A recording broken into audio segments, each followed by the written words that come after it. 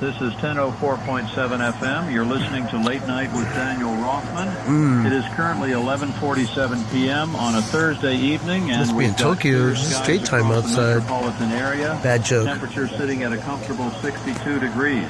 If you're just tuning in, we've been taking calls about the City Council's proposed parking restructure downtown, and I have to say the response has been, well, passionate would be one word for it.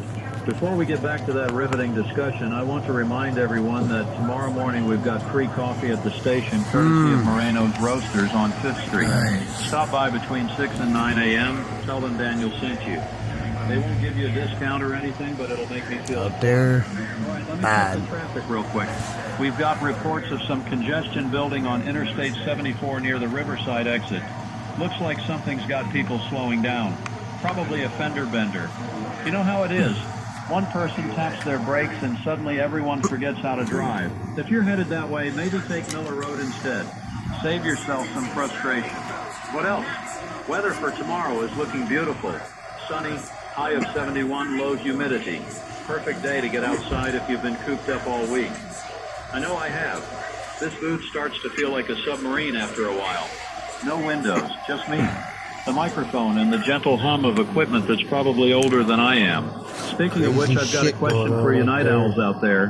Do you ever wonder who else is listening at this hour? I think about that sometimes. It's almost midnight on a weekday. Who's awake right now? Truck drivers. Probably. Night shift workers. Insomniacs. New parents walking a crying baby around the living room. Students cramming for exams. People who just can't sleep because their minds won't stop running. There's something intimate about late night radio.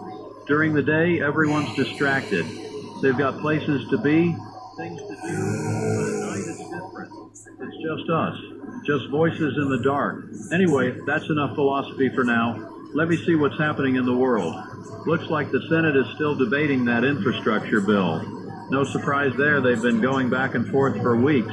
I'm not going to get political on you, but I will say this.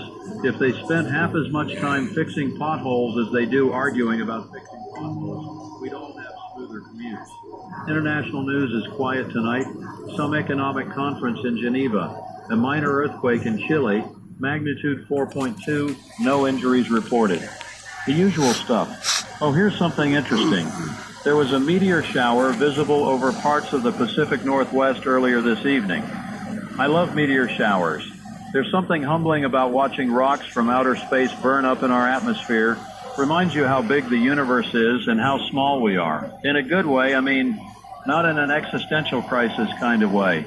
Hold on, I'm getting an update on that traffic situation on I-74. Looks like it's not a fender bender after all. Reports are saying something fell from the sky. This game is called Diablo maybe, Immortal. could be related to that meteor activity. Get on a tablet or cell phone. Emergency services are Kick-ass game. responding. If you're in that area, they're asking people to avoid the Riverside exit and use alternate routes. That's interesting. We don't get a lot of meteor debris around here. Usually it burns up completely before it reaches Zombies the ground. out there, dude. When something does make it through, it's typically pretty small. About the size of a pebble. But occasionally you get something bigger. Remember that one in Russia back in 2013? The Chelyabinsk meteor. That thing was massive. Blew out windows across the city. Injured over 1,000 people. Most of them from broken glass. I'm not saying that's what happened on I-74. Probably just a small fragment. A curiosity more than anything, but still, it's not every day you get to see something from outer space up close. All right, it's midnight. Thursday has officially become Friday. For those of you who made it this far, congratulations. Crazy, man. You've survived another day. Apocalypse That's no shit. small thing. Coming up after the Been break, going on we'll have our fucking midnight couple news weeks. update, and then I'll be taking more of your calls. There's nothing else that's The came number in is to try to kill our ass. 555-0147. That's 555-0147. Call me about parking. Sweet Call game. me about meteors. Call me about whatever's on your mind. I'm here until 4 a.m. and I've got nothing but time. This is Daniel Rothman on 101.7 Ooh. FM. Don't go anywhere. Zombies All right, outside, we're dude. back 12:04 a.m. Let's get into that news update. Top story tonight. Congress has reached a crazy, tentative man. agreement on the Hey, babe. transportation funding package. Bad, Details man. are still emerging. We still but good on sources food, say though, the at bill least, includes honey. provisions for highway maintenance, bridge repairs, and expansion of rural transit systems. The vote is expected sometime next week. In local news, the mayor's office announced today that the downtown revitalization project will begin construction in early spring. The project includes new green spaces, improved pedestrian access, and upgrades to the aging stormwater system. Residents in the affected areas will receive notices about temporary road closures in the coming weeks. Sports, the Tigers pulled out a close one tonight, beating the Wolves 87-84 in overtime. Martinez led the scoring with 23 points. They'll face the Bears on Sunday. Weather remains clear and mild. No precipitation expected through the weekend. And we're continuing to monitor that situation on Interstate 74 near the Riverside exit. I've got some more information coming in now. Apparently witnesses are describing what they saw as a bright green flash in the sky before something impacted near the highway. Traffic is backed up for approximately 2 miles in both directions. Emergency services have established a perimeter around the impact site. This is interesting. I'm seeing reports that some kind of vapor or gas is visible at the location, probably just steam from the heat of impact. When a meteorite enters the atmosphere, it's traveling incredibly fast. The friction generates enormous temperatures. If it landed near any water or wet ground, you'd definitely get some steam. Police are asking motorists to remain in their vehicles and keep windows closed as a precaution. Standard procedure for any unknown situation, really. Better safe than sorry. I'll keep you updated as we learn more.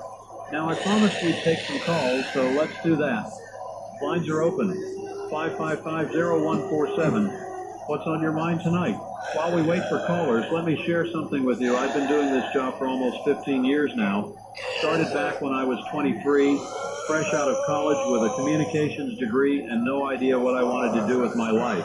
Fell into radio kind of by accident. A friend of a friend knew someone who worked at a small station upstate. They needed someone to run the board on weekends. Minimum wage, terrible hours, but I loved it from the first day. There's something magical about radio. I know that sounds corny, but it's true. Television is flashy. The internet is everywhere. But radio is personal.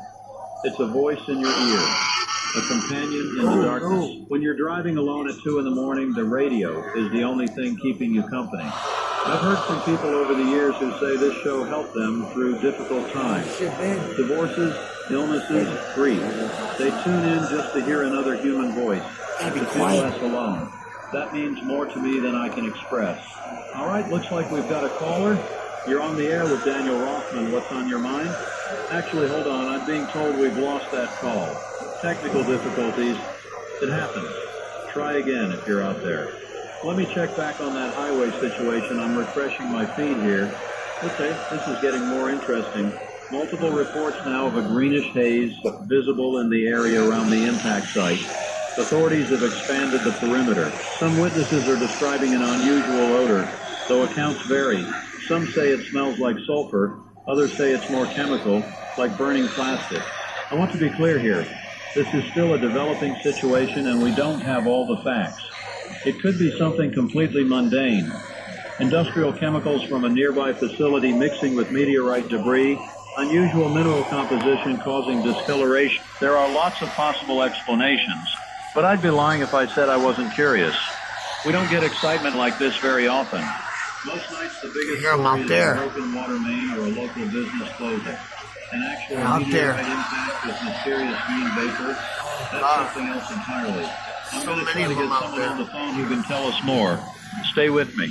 It's 12:17 a.m. Temperature has dropped to 60 degrees. Still clear skies overhead. If you step outside right now, you can probably still see some residual meteor activity. Little streaks of light here and there, the universe putting on a show.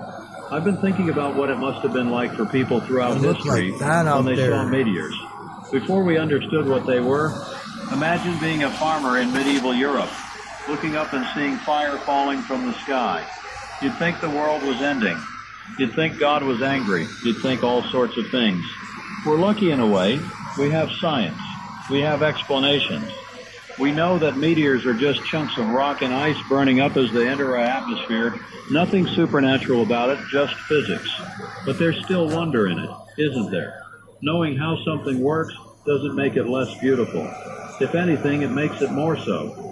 Understanding the forces involved, the distances traveled, the sheer improbability of any particular piece of space debris ending up right here, right now, that's miraculous in its own way.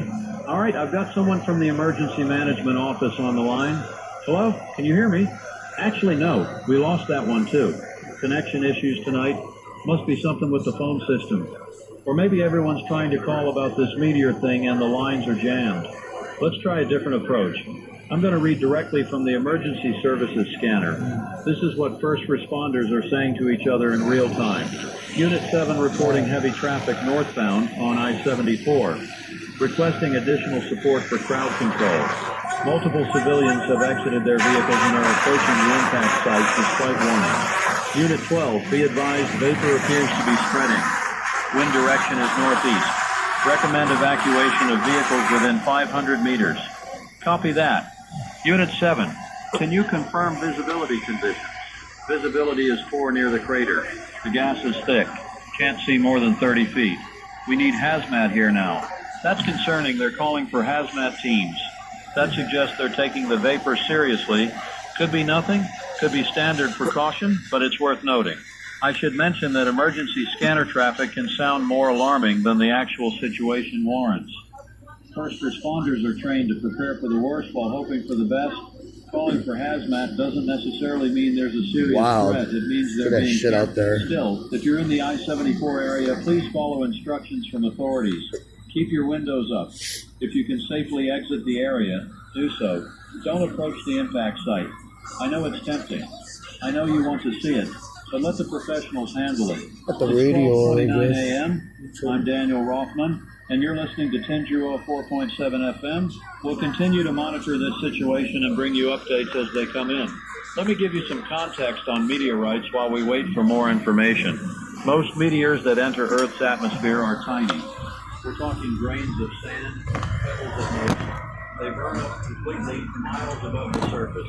The ones we see as shooting stars are usually no bigger than a marble. Or something that actually... Guys will be here for most of the day. Probably several Stay meters tuned. across before entering the atmosphere. And even then, most of it burns away during descent. What remains, the meteorite, is typically a fraction of the original size. The composition varies widely. Some are mostly iron and nickel, some are rocky, some are a mixture. And very occasionally you get something unusual. Meteorites containing amino acids, organic compounds, even traces of water. Building blocks of life delivered from the cosmos. I'm not saying that's what fell on I-74. I'm just saying that space is full of surprises. 12:33 a.m. New reports coming in. This is from a traffic helicopter that was in the area. They're describing the scene as chaotic. Quote, dozens of people have left their cars and moved toward the impact zone. First responders are struggling to maintain the perimeter. The vapor has spread significantly and is now visible from the air as a greenish cloud approximately 200 meters in diameter. End quote. 200 meters. That's bigger than I expected. And it's spreading. You know what? I'm going to switch gears here and see if I can find any official statements. The mayor's office, the governor's office, FEMA, anyone who might have information. While I'm doing that, let me play some music for you. Here's a classic to keep you company. We'll be right back. Actually, scratch that. No music. I want to stay honest. Something These about it feels sirens. more scanner traffic. All units, be advised. We have multiple civilians down near the impact site. Unknown cause, requesting immediate medical assistance. Say again? Civilians down? Affirmative. At least 6 individuals are on the ground. Unresponsive. Possible exposure to the vapor. Ambulances. En route. ATA 4 minutes. This isn't good. People are collapsing. That changes things significantly. We're not talking about a curious geological event anymore. We're talking about a potential public health emergency. And we discussed this. If you are anywhere near Interstate 74 and the Riverside exit, leave the area immediately. Do not stop. Leave that area. Do not approach the impact site. This vapor, whatever it is, appears to be harmful. I'm going to try to reach the hospital, see if they have any information about what they're dealing with. It's 12:39 a.m. Temperature is 59 degrees. Conditions are clear except for the affected area. Okay, I've got St. Catherine's Medical Center on the line. Hello, this is Daniel Rothman with 104.7 FM. Can you tell us anything about the situation on I-74? I'm being told they can't comment at this time. They're preparing to receive patients and all available staff are being called in. That's all they can say. Not exactly reassuring, but I understand they've got more important things to do than talk to radio hosts. Let me try the police department's public information line. Busy signal. Fire department. Also busy. Everyone is overwhelmed right now, which tells you something about the scale of what's happening. 12:44 a.m. I'm scanning social media now. People are posting videos from the scene. Let me describe what I'm seeing. One video shows the highway from what looks like an overpass. You can see the line of stopped cars stretching back into the darkness. In the distance, there's a faint green glow. The vapor is clearly visible, hanging in the air like fog. You can hear sirens in the background. The person filming is saying something, but it's hard to make out. They sound scared. Another video is from someone closer to the impact site. The vapor is thick here, obscuring the ground. You can barely see the figures moving through it.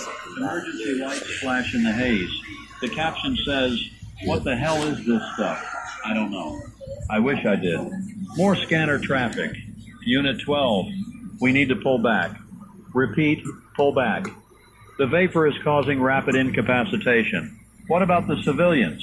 We can't help them if we're down too. Fall back to the secondary perimeter. Wait for hazmat. But those people, that's an order. Fall back now. They're retreating. The first responders are retreating. That's how bad it is. It's 12:51 a.m. I want everyone listening to understand the seriousness of what I'm about to say. This is not a drill. This is not a hoax.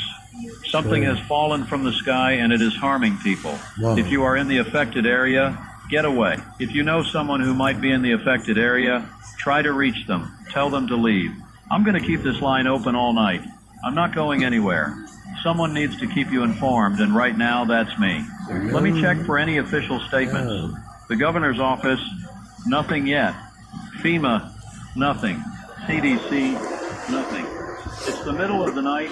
The bureaucracy is asleep. By the time they wake up and start issuing statements, this could be much worse. I'm seeing reports now that the vapor has expanded beyond the initial impact site. It's moving with the wind. Northeast, according to earlier reports. That means it's heading toward the Riverside neighborhood. Residential areas, thousands of people. 12:57 a.m. A new video just posted. This one is different. It's from inside a car on the highway. The person is trapped in traffic.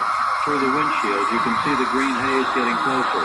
Other people are running past the car, away from the vapor. The driver is panicking. They're asking what they should do. Should they get out and run? Should they stay in the car? I don't know the right answer. If the vapor is really harmful, then the car's ventilation system will not protect them. But running on foot means moving through an area where others have already collapsed. There's no good option. The video cuts off. I don't know what happened to that person. 12:59 a.m. 1 hour until 1. This night has taken a turn I never could have predicted. I've been doing this job for 15 years. I've reported on accidents, fires, floods, all kinds of emergencies. But I've never seen anything like this.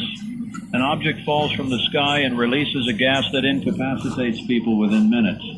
It sounds like science fiction. It sounds like a movie, but it's happening right now, less than 10 miles from where I'm sitting. More scanner traffic. Dispatch. This is Hazmat Unit 1. We are approaching the secondary perimeter. What's our status on air quality? We don't have readings yet. Sensors are still being set up. Copy. We're going in with full containment suits. We'll report back. The hazmat team is moving in. Finally, maybe they can figure out what this stuff is. 1:03 a.m. I just got off the phone with someone at the County Emergency Management Office. They couldn't tell me much, but they did confirm that a shelter-in-place advisory is being issued for the Riverside neighborhood and surrounding areas.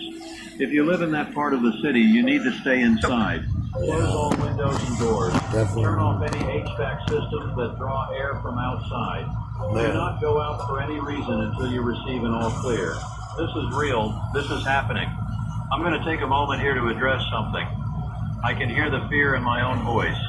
I'm trying to stay calm, trying to be professional, but I'm scared. I think anyone would be. The unknown is frightening. And right now, there's a lot we don't know.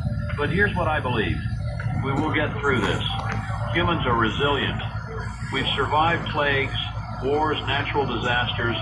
We've faced the unknown before, and we've come out the other side. Whatever this is, we will figure it out. We will. We will adapt. We will overcome. That's not just optimism. That's history. Lexingmore, 9 a.m. New information from the hazmat team. They've reached the edge of the vapor cloud. Initial readings indicate an unknown chemical compound not matching anything in their database. They're collecting samples for analysis. Unknown compound, not matching anything in their database. That's significant. Hazmat teams are trained to deal with a wide range of toxic substances, industrial chemicals, biological agents, you name it. For them to encounter something completely unfamiliar that suggests this vapor is truly exotic, something we've never seen before, from space maybe, carried here on that meteorite. I'm speculating. I shouldn't speculate, but it's hard not to when the facts are so strange. 1:14 a.m., reports are coming in from the Riverside neighborhood now. People are seeing the green haze in the trees. It's low to the ground, moving slowly, almost like a living thing. One person describes it as creeping. Another says it reminds them of dry ice fog, but thicker, more opaque. Some residents are ignoring the shelter-in-place advisory. They're getting in their cars and trying to leave. I understand the impulse. When danger approaches, flight is a natural response. But if everyone tries to leave at once, the roads will be clogged. People will be trapped outside, exposed. It might be safer to stay inside and wait. I don't know. I'm not an expert. I'm just a guy with a microphone trying to make sense of chaos. 1:18 a.m.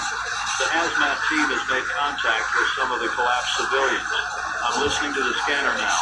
Dispatch, we have eyes on approximately 12 individuals down near the impact site.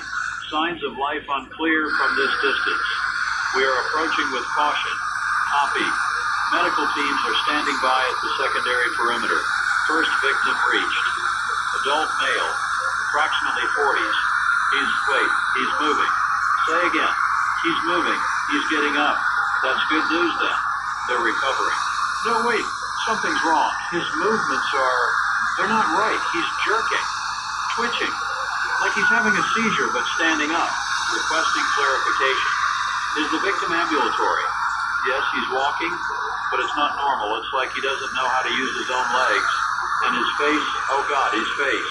What about his face? His eyes? I don't know how to describe it. They're wrong. And he's making this sound, this groaning. Unit 3, please confirm, is the victim hostile? He's coming toward me. He's moving faster now. Unit 3, respond. He's attacking. The transmission cut off. My hands are shaking. I'm going to be honest with you. My hands are shaking, and I don't know what I just heard. 1:22 a.m. I'm trying to raise Unit 3 on the scanner. Nothing. Dead air. Other units are responding now. There's chaos on the channel. Multiple voices talking over each other. I'm trying to piece it together. It sounds like the people who collapsed in the vapor, they're getting back up, but they're not themselves. They're attacking the responders. Multiple injuries reported. Calls for backup. This can't be real. This has to be some kind of mass hallucination or hysteria. People don't just become violent after exposure to a gas. That's not how toxicology works. But I'm hearing it. I'm hearing trained first responders, people who've seen everything, panicking, screaming. 1:24 a.m. A new voice on the scanner. Someone with authority. All units, fall back to checkpoint Alpha. Do not engage with affected individuals. Repeat, do not engage. Fall back immediately and await further instructions. They're running. Everyone is running.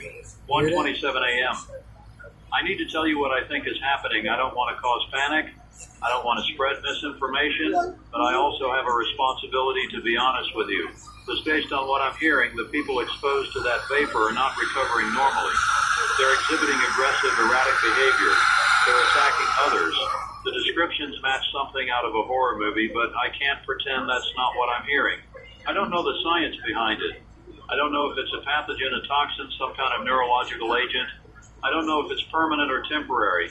I don't know anything except what I'm hearing on this scanner. And what I'm hearing is very, very bad. 1:30 a.m., the vapor has reached the first residential streets of Riverside. I'm seeing social media posts from people inside their homes. They're watching the green fog roll past their windows. Some are filming it. Some are pranked. One person posts that their neighbor just walked outside to see what was happening.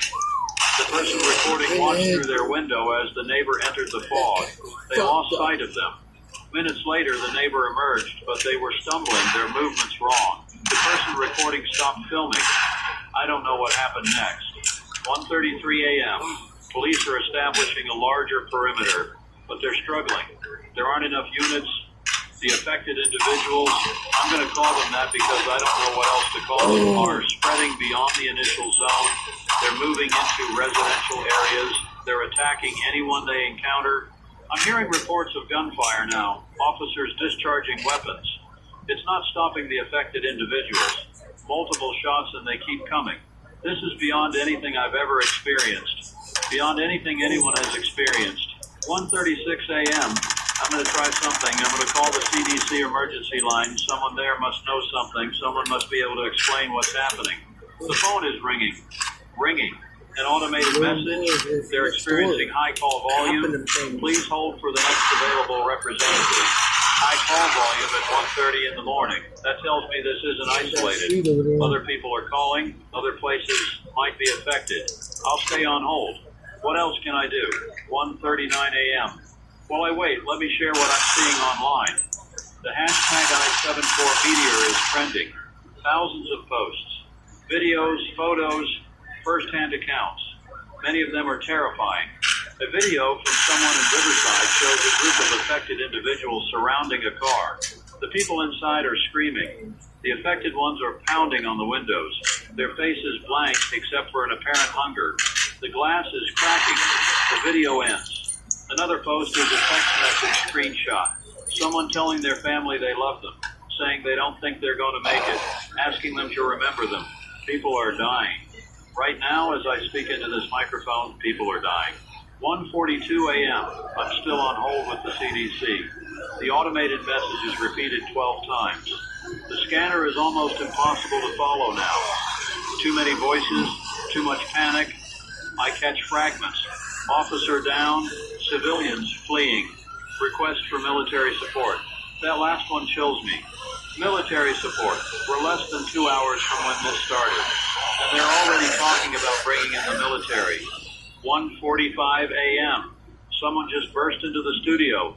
I nearly jumped out of my chair. It's Marcus, our overnight technician. He looks terrified. He's telling me to look at the news feeds. Every major network has broken into programming. This isn't just local anymore. It's national news. International. He's saying there are reports of similar incidents in other locations. Not just here, other meteorites, other impacts, other vapor clouds, multiple sites across the country, maybe across the world. My God. 1:48 a.m. I hung up on the CDC. There's no point waiting. Whatever information they have, it's not going to help us right now. We need to help ourselves. I'm going to be very clear about what I'm about to say. If you are somewhere safe, stay there. Lock your doors. Don't open them for anyone. Don't go outside. Don't try to drive anywhere. The roads are chaos. The affected individuals, whatever is happening to them, they will attack you. If you are not somewhere safe, find shelter immediately. A sturdy building. An interior room with no windows if possible. Barricade the door. Stay quiet. Wait for help. Help is coming. It has to be. 1:52 a.m. Marcus is setting up a television in the booth so I can watch the news while I broadcast.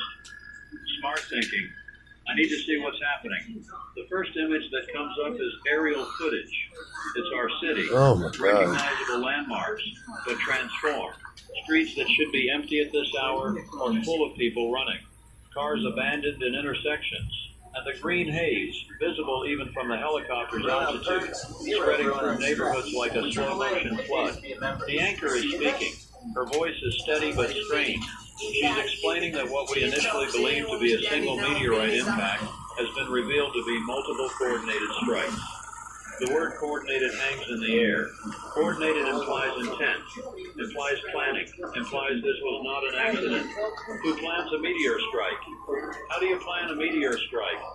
Unless they weren't really meteors. 1:56 a.m. The news is showing a map now. Red dots marking confirmed impact sites. There are at least 20 across the continental United States. More international. Europe, Asia, South America, everywhere. This is not a local emergency. This is a global event. 1:58 a.m. I'm trying to process the scale of what I'm seeing. Multiple impact sites, each releasing vapor, each creating more affected individuals. If the pattern holds, if everyone exposed becomes aggressive like the report suggests, then the numbers will grow exponentially. First responders exposed become attackers. Victims become attackers. Bystanders become attackers. The math is terrifying. 2 a.m. The news anchor is receiving information in real time. She's reporting that the National Guard has been mobilized in several states. Governors are declaring states of emergency. The president is being briefed. The president.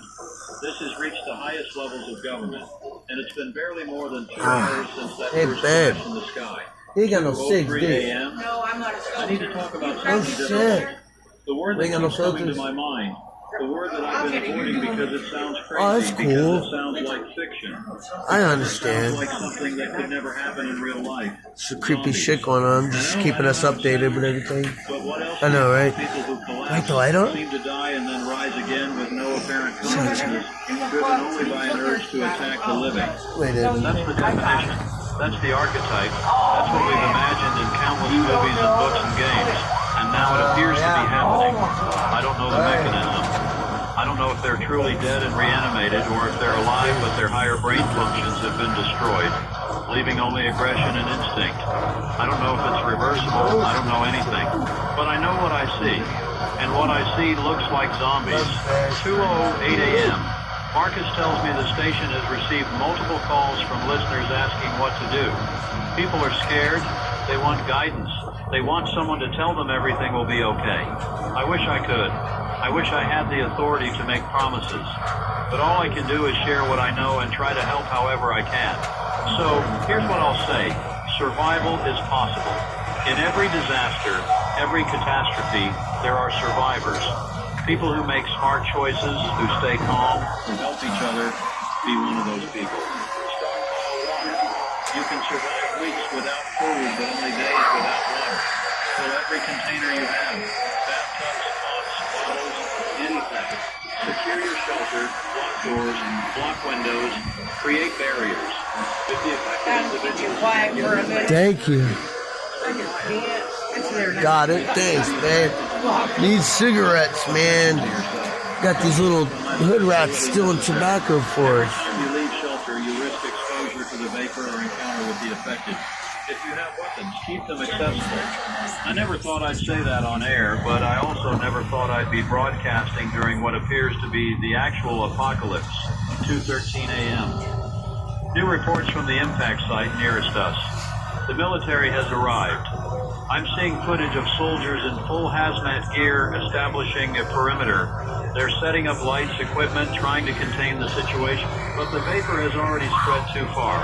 There are affected individuals throughout the Riverside area now, probably hundreds, maybe thousands. You can't contain something that's already escaped. 2:16 a.m. The scientist is speaking on the news now, an astrobiologist from a university I recognize. She looks like she hasn't slept in days, even though this only started a few hours ago. The shock on her face mirrors what I feel. She's saying preliminary analysis of the vapor suggests it contains organic compounds not found on Earth. The molecules are complex, perhaps biological in origin. She hesitates before saying the next part. This may be evidence of extraterrestrial life. Oh, Extraterrestrial. Aliens. Supposed to be surprised, but somehow I'm not. The pieces are already fitting together. Get in. Objects falling from space, releasing a gas. Okay, I can see on the camera here.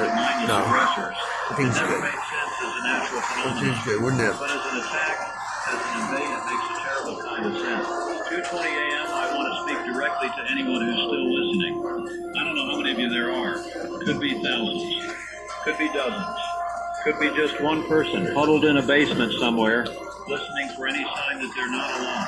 You're not alone. I'm here. I'll stay here as long as I can. As long as the power holds and the transmitter works and the effective don't break down that door. We're in this together. All of us. Everyone who's still thinking, still feeling, still human. We're a community now, a community of survivors. And we will survive. I have to believe that. The alternative is unthinkable. 2:24 a.m. The news is showing footage from other cities now. New York, Los Angeles, Chicago. The story is the same everywhere. Impact sites, green vapor affected individuals. Some cities are worse than others depending on where the objects fell. Urban areas are hit hardest. Dense populations providing more victims, more attackers. Rural areas might be safer. If you have the means to get to a remote location, it might be worth considering. But the roads are dangerous. Traveling carries its own risks. There's no perfect answer. There's only choices, each with its own dangers. 2:28 a.m. Marcus just handed me a note. He's been monitoring our phone lines. Someone called claiming to be a doctor at St. Catherine's. They said the hospital is being evacuated. The affected have breached the building. Staff and patients are fleeing or fighting for their lives. The hospital, where the injured and vulnerable are supposed to be safe, where people go for healing, now it's a death trap. This is beyond nightmare. This is beyond anything I could have imagined. 2:31 a.m. I'm watching the screen as a reporter on the ground describes what she's seeing. She's somewhere downtown, a few miles from here. Behind her, buildings are dark, except for emergency lights. The streets are empty of moving cars, but full of abandoned ones. And shambling through the frame, barely visible in the shadows, are figures. Human in shape, but not in behavior. The reporter's voice catches. She's scared. We all are. She describes the affected as relentless. They don't seem to tire. They don't seem to feel pain.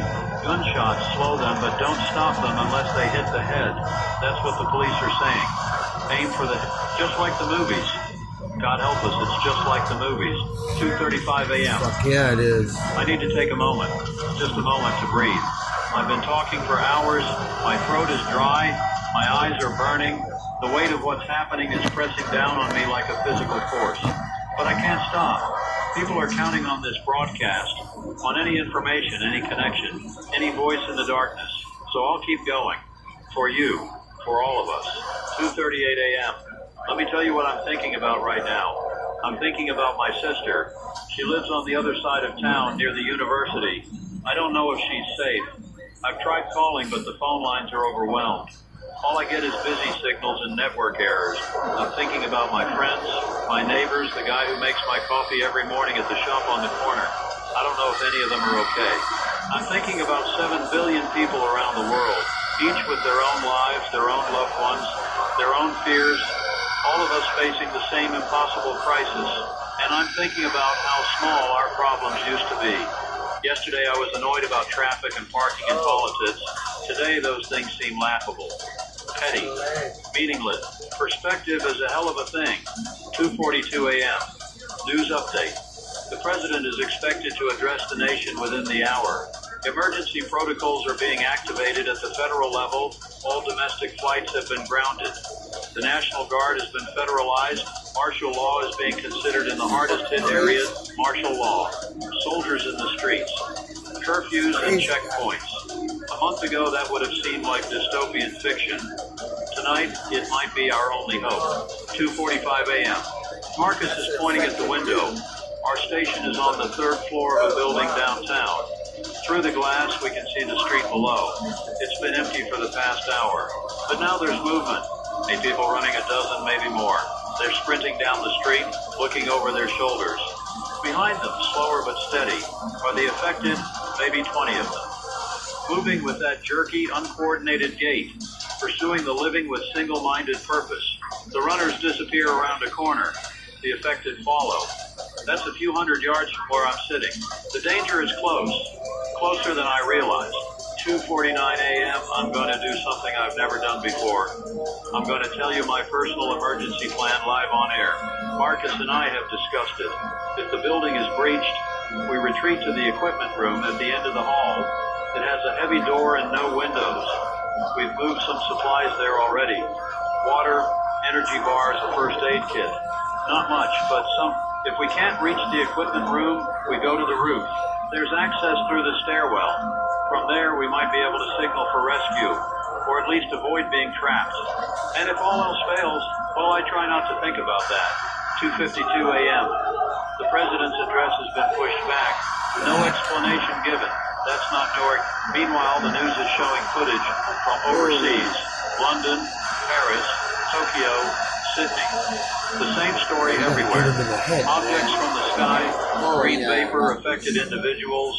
Some countries are handling it better than others, depending on population density, government response, pure luck. Australia and New Zealand seem to be faring well so far, possibly due to isolation and lower population density. Japan is struggling.